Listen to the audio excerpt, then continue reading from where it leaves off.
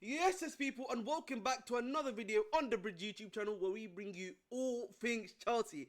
I'm your host of the most, the Bridge 258, and here to discuss a serious issue, I would say, that's for sure. So let's get a serious face on, and that is obviously in regards to some of the latest news in regards to Everton's Everton, the fine that Everton recently received and the point deduction and what that could mean for Chelsea. So I'll start off the Everton section and then go on to the stuff about Chelsea afterwards. So as you guys know, today it was revealed that the Premier League have hit Everton with a 10-point deduction, putting them, if I'm not in 19th place, losing 10 points, and this is due to them breaching FFP. And from what I've read, these breaches are alleged from the 2021-2022 season, where they apparently lost £124.5 million when where the threshold was only a loss of £105 million. So they could apparently, according to FFP for Everton, the max they could lose was only £105 million. However, they lost 124.5 million. Now, as you guys know, FFP, if I'm not mistaken, both in the Premier League and in UEFA, is a 3-year rolling period. So for every 3 years, you essentially you roll over, and you can't basically you can't make a loss 3 seasons back to back to back essentially. And you have to at least have some level of profit or like breaking even at the very least. So the thing with Everton was they've had back-to-back losses, and I think that the 21-22 season was the final year of the FFP 3-year period, and as such they lost more than what they were allowed to lose, which was 105 million, and they lost 124, as I said previously, and that has meant that they have now had a 10-point deduction. And what's even more crazier is that now some teams, such as, if I'm not mistaken, let me bring those teams up for you quickly, are now apparently trying to sue them because of the fact that, as you guys know, Everton in that season were able to stay up, right? I think that was the Lampard season, if I'm not mistaken, too, in which they were able to stay up too. So let me just bring that up quickly while I'm here with you. And literally forgot there was that, but basically the teams that basically got relegated that season, plus one or two more others, have essentially also been relegated. Have basically not relegated, so have basically planned to sue Everton for 300. Let me tell you again, £300 million, dude. So the situation of Everton is quite dire, to say the least. But what does this mean? Why am I talking about it in regards to Chelsea? So let's move on to Chelsea. So as you guys know, 2 days ago, it was revealed by The Guardian that there are further questions have been raised in regards to the Abramovich stuff. And what I mean by the Abramovich stuff is that essentially some of the transfers that have, from what I know, from the time period they're clearly looking at, is from the 2010 period to the 2021. Essentially when he left, and so the first one they obviously found was the Christensen one, and the payments to his father who's his agent at the time, so which was one of them. Then they've now found further ones, such as there was one now that I've read which was in regards to Eden Hazard, and apparently a payment that was made to his agent of a similar amount that I spoke of for Christensen's dad as well. There's obviously, I think they're also investigating the Atsu deal. There was already a previous investigation before this report came out in regards to the, in regards to Eto and Willian from Shakhtar Donetsk, which is the Ukrainian side, in which we brought both those players from back in 2013 and 14, if I'm not mistaken, too. So, essentially, there's a lot of these things that have happened. So, what are they looking at in particular? Because I know a lot of people are a bit confused about what they're looking at. So, they're not looking at the actual transfers, all right? They're not looking at the transfers themselves and the money that was written on it. They're looking at some of the other stuff that's happening surrounding the actual transfer itself. So, what that means is that, let's say, if I'm not mistaken, Willian got bought around about 30 million. So that's not what they're not looking at.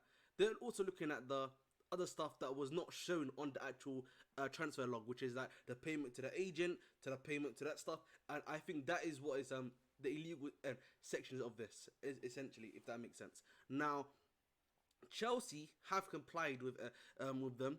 If in fact the new ownership is who's brought this up to them and shown them already, both to UEFA and the Premier League. But it's the Premier League investigation that's what matters essentially, because I don't think the UEFA one is that big, if I'm not mistaken, from what we've seen right now. And the thing is, there's more stuff that's been found out recently, and the club is a bit worried about that now, apparently as well, considering the fact that these papers are being called the Cyprus Confidential, if I'm not mistaken too. So that's what they're calling the stuff that they're looking at from the Chelsea previous transfer stuff. So it's now starting to make sense as to why both Marina and Bruce Bock essentially got told to get out essentially, and all these other financiers, guys, because there was some stuff that was clearly going on behind the scenes, which the new ownership clearly didn't want to get involved in at all, from at the very least. So there's clearly something that's been going on there that they've realised. Now they've obviously given all of the stuff as I said before to the EPL, to the Premier League. Now obviously they've complied. Everton was actually complaining of the Premier League too, given all of their stuff. And this was happening again over a 3-year period apparently. So again, it's a bit confusing to me why they got smacked with a 10-point thing. But we'll get to that reason why too. I think there's another reason to this that I want to add on to it later on. But at the end of the day, they got smacked with 10 points. Now, if you're Chelsea, even though you're the new ownership, you've given up everything, you've literally showed everything.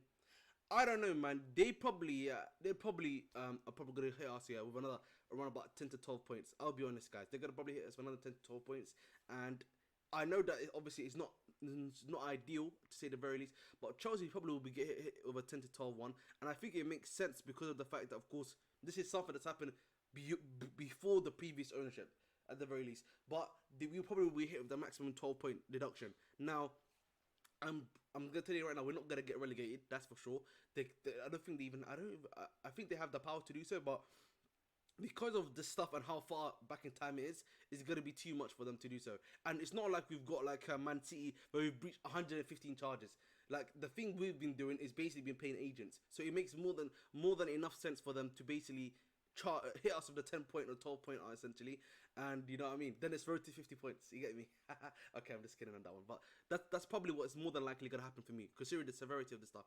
Now, the other reason why they're doing this is because of the fact that, as you guys know, the government have been trying for some time to do this thing of like where they essentially like monitor football and bring in a financial regulator, and the EPL and the clubs in the Premier League do not want that to happen. So I feel like they're trying to show, listen, we can control it in-house with both Everton, and that's why I believe we're probably going to be hit with that another 10 to 12.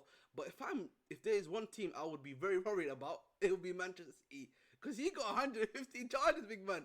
Yo, it is not looking good. It's not looking good for them, man. For us, I definitely think we're getting hit with 12 points. You know what I mean? We are getting hit here with the 12 points. There's guarantee on that one for sure, lads. But yeah, Man City, yo, it's not looking good, bro. You know what I'm saying? It's not looking good, bro. But the reason, as I said to you before, is the financial regulator. They're trying to make sure that, listen, we can self-regulate ourselves, and we will do what we need to do.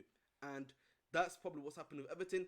This is probably, I think, with Chelsea, they're gonna hit us with the 10 points. We're probably gonna appeal it, and I think we'll probably get reduced to maybe something like around about 5 points. I think that could be a probable possibility at the end of the day. But hey ho, man.